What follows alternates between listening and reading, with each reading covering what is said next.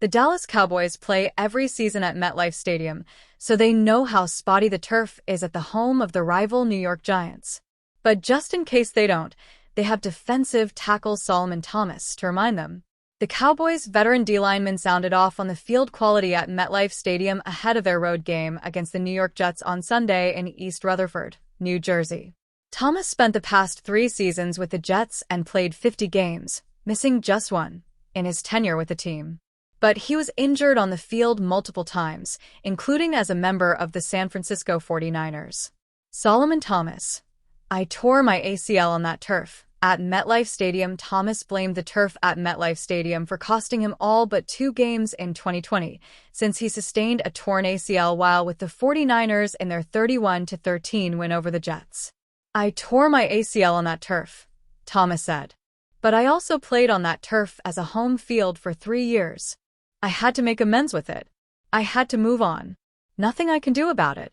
Not only did Thomas play at MetLife for the Jets, but he played well there. He had 9 sacks, 83 tackles, 14 tackles for loss, plus 3 passes defended and 1 fumble recovery for New York before signing a 2-year, $6 million deal with the Cowboys this offseason. Thomas: "It's frustrating the NFL still uses turf." Thomas acknowledged the MetLife Stadium turf may be worse than others, but he lamented the fact that most home fields around the NFL are still using artificial playing surfaces, including his current home, AT&T Stadium. "It's frustrating as a league that we still have turf," Thomas said. "The best leagues in the world, the English Premier Soccer League, their players don't even practice on turf. You see guys league-wide getting injured on turf, and it's frustrating." Seemingly every week there is a player who sustains a devastating injury while playing on artificial turf. Cincinnati Bengals quarterback Joe Burrow will miss 3 months due to turf toe, which he sustained at Paycor Stadium 2 weeks ago, and Giants wide receiver Malik Nabers sustained a torn ACL on a non-contact injury at MetLife Stadium on Sunday. "The statistics are there that it's worse for you, and guys just feel it," Thomas said. "Guys will tell you whether the statistics are there or not. Guys will tell you that, hey, I feel worse on turf." Always pushing for better services for our players. Hopefully one day that'll happen. Even though he is advocating for more forgiving playing surfaces for himself and his peers, Thomas also knows he can't be thinking about the playing surface while playing. "There's nothing you can do about it," Thomas said.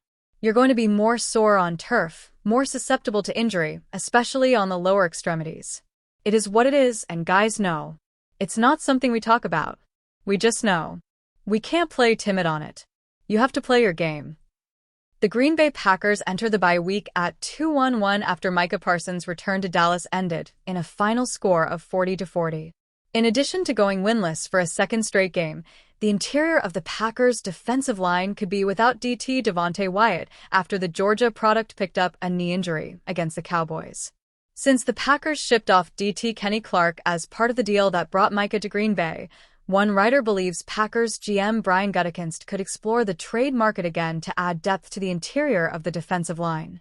New Orleans Saints DT Nathan Shepard named a top trade option for Green Bay Packers John Sigler of Saints Wire when digging for potential trade partners to help accelerate the inevitable rebuild of the New Orleans Saints entering the 2026 NFL season.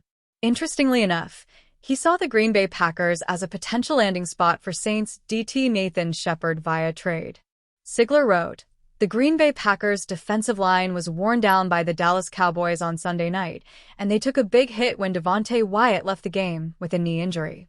Micah Parsons was worth the trade, but their depth chart has been exposed, without Kenny Clark in the middle. Shepard isn't a comparable talent to Clark or Wyatt, but he is an established, starting quality defensive tackle. He could do a lot to shore up a Packers defensive line that hopes to compete in the playoffs. Shepard isn't exactly a pass-rushing machine, but he has tallied 7.5 sacks over the last 3 seasons. At 6 feet 4 inches, 315 pounds, the Fort Hays State product could be a quality rotational piece along the interior of the defensive line." Sigler touched on why dealing Shepard to a contender makes sense by adding, "Right now, the Saints don't have a pick in 2 of the final 4 rounds next year. Trades that swapped 6th-rounders for defensive linemen with similar resumes like Roy Robertson Harris and Harrison Phillips have established a precedent." Shepard isn't going to be part of a multi-year rebuild. Getting a pick and sending him to a playoff contender is good for both sides. How does the Packers trade for Micah Parsons look through 1 month of NFL action? Admittedly, the true winner of this trade will likely be determined by exactly who the Cowboys select with the acquired draft assets sent by Green Bay in trade, but comparing Micah Parsons' impact directly to Kenny Clark's feel like a complete mismatch. Through 4 games, Parsons has 2.5 sacks and 8 total tackles while working through a back injury, while Clark has 1 sack and 12 total tackles. At first glance, the numbers don't feel all that lopsided. Yet, Parsons has generated 9 hits on the quarterback through 4 games, which is tied for the 4th highest mark in the NFL. In this category, Clark has just 2 hits on the quarterback. Clark has been solid, but Parsons has likely had the larger impact, which can also be proven when you compare how the 2 defensive units as a whole have been performing in 2025. It is still early stages of this trade review case, but the early results certainly appear to favor the Green Bay Packers. The Dallas Cowboys might have overestimated how good their in-house pass rush was. While Jerry Jones continues to brag about the haul he received for trading away Micah Parsons, the team's pass rush hasn't come close to closing the gap, figuratively or literally. Dallas is without a standout pass rusher who is capable of playing a ton of snaps, with James Houston being the only consistent performer from the team's edge, and he's only seeing limited snaps. The club signed Jadeveon Clowney 2 weeks ago, and he debuted this past week in the tie against Green Bay. But if Dallas believes they have a championship-level offense, they do, they may want to shore of the edge rusher position. Adding Cincinnati's Trey Hendrickson might make perfect sense, and the recent failures of the Bengals to adapt post-Joe Burrow might make him an available player over the next month as the trade deadline approaches. Hendrickson famously was in the same boat as Parsons, not working through training camp while demanding a trade. Cincinnati resolved that by guaranteeing him some more money, but the 31-year-old 4-time Pro Bowler and defending first-team All-Pro didn't get an extension. Bleacher Report named him the number 5 trade target this week and listed Dallas as one of the prime possible destinations. Projected trade value. Conditional 2026 second-round pick. The Cincinnati Bengals may believe they can tread water until Joe Burrow is ready to return from toe surgery, but there's no guarantee he'll return in 2025.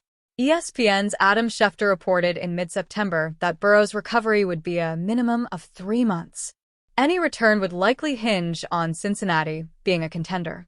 Monday's blowout loss would suggest it isn't. Even with Burrow behind center, Cincinnati probably can't overcome a suspect defense enough to make a deep playoff run. Therefore, it would make sense to cash in pass rusher Trey Hendrickson. Season-ending injuries to players like Nick Bosa and Marcus Davenport might help allow the Bengals to get something close to their asking price for the 30-year-old. The Athletic's Diana Rossini reported in August that the Bengals wanted a 2026 first-round pick and a young defensive player in return for Hendrickson.